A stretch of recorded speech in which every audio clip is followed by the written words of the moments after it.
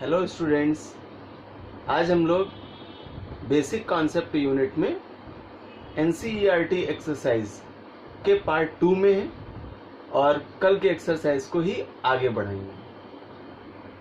Now question, calculate the amount of carbon dioxide that could be produced when first experiment 1 mole of carbon is burnt in air and second 1 mole of carbon is burnt in 16 gram of dioxygen।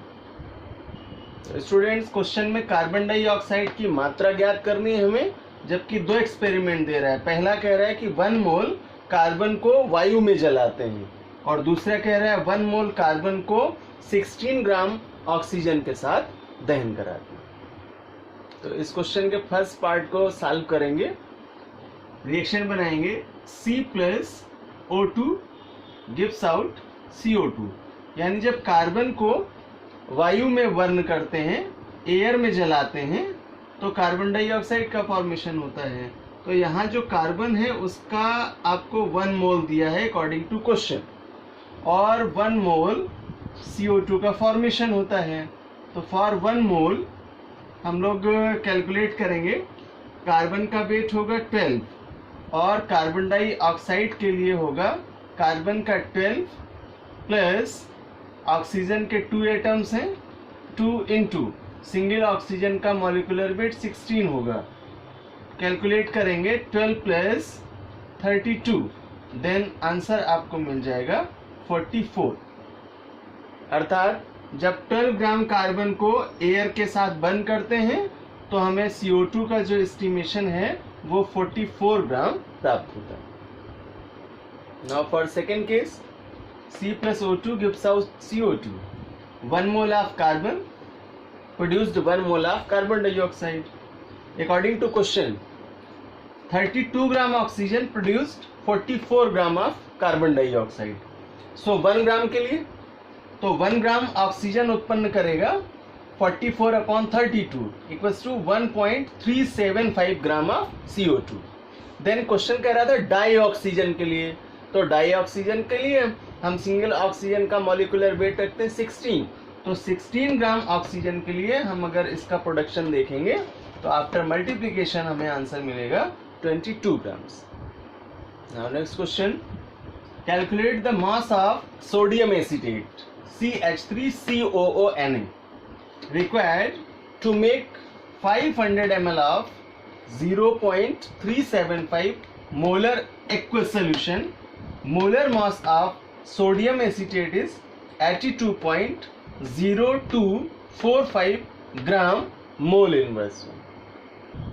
अर्थात sodium acetate का 500 ml जो कि 0.375 molar जलीय विलयन बनाने के लिए कह रहा है कितने द्रव्यमान की आवश्यकता होगी, और सोडियम एसीटेट का मोलर मास दिया है आपको according to question 82.0245 gram mole inverse. तो अकॉर्डिंग टू क्वेश्चन सोल्यूशन आपका 500 ml में है, तो अगर हम पहले 1000 ml के लिए फाइंड आउट कर लें तो इजीली हम 500 ml का फाइंड आउट कर लेंगे।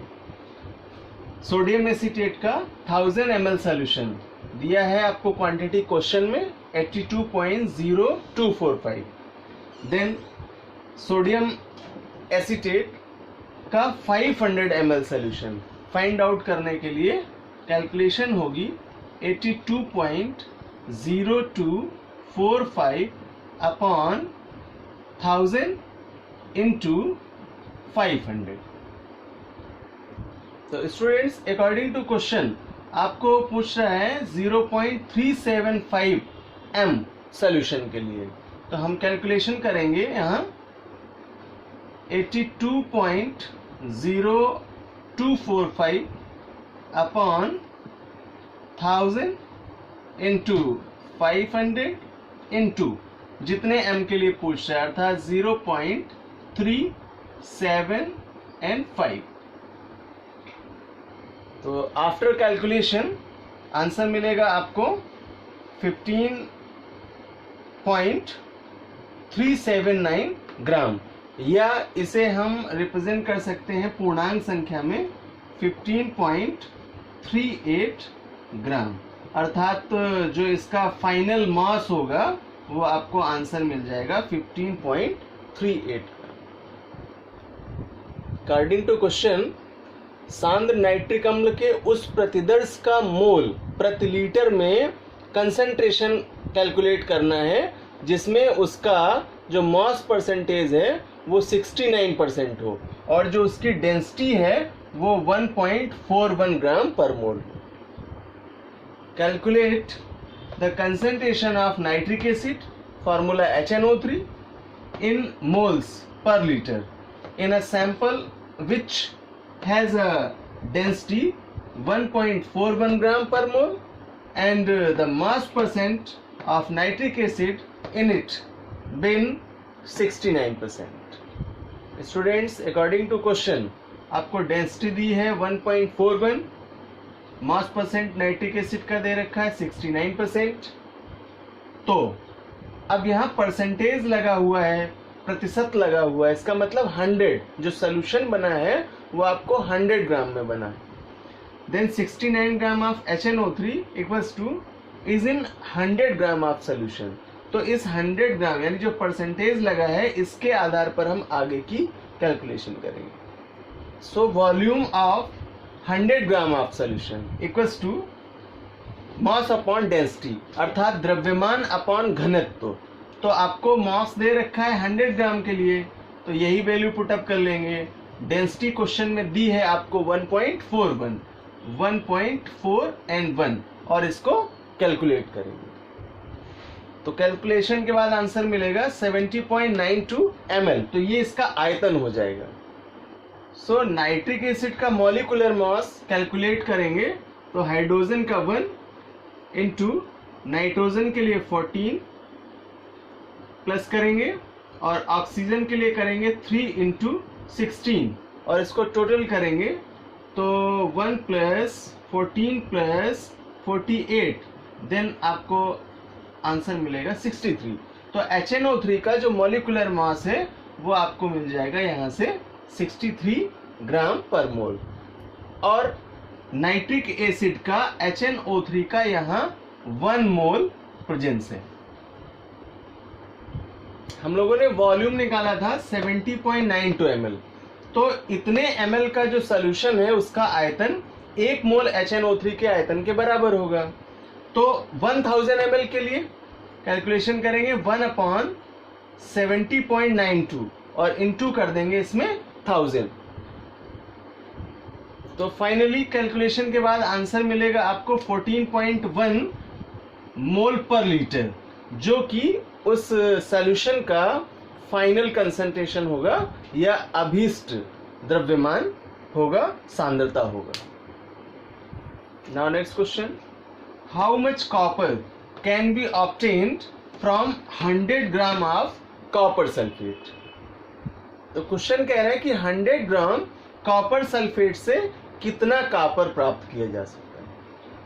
तो according to question, molecular mass of copper sulphate equals to 159.5 gram, then 159.5 gram copper sulphate equals to 63.5 gram of copper. तो यहाँ जो कॉपर का एटॉमिक वेट है वो 63.5 रखा गया है, जबकि सल्फर का 32 और ऑक्सीजन का सिंगल एटम का 16 होगा और 4 का मल्टीप्लाई करा लेंगे। इस तरह से यहाँ आपको ये आंसर मिलेगा 159.5 ग्राम। देन 100 ग्राम के लिए पूछ रहा है क्वेश्चन में, कह रहा है कि जो 100 ग्राम है उस कॉपर सल्फेट से कितना कॉपर ऑब्टेन करेंगे। Then 100 gram copper sulphate equals to 63.5 upon 159.5 into 100। तो इस प्रकार स्टूडेंट्स आफ्टर कैलकुलेशन आपका आंसर मिलेगा 39.8 ग्राम, और ये इतना कॉपर आपको कॉपर सल्फेट सॉल्यूशन से प्राप्त होगा।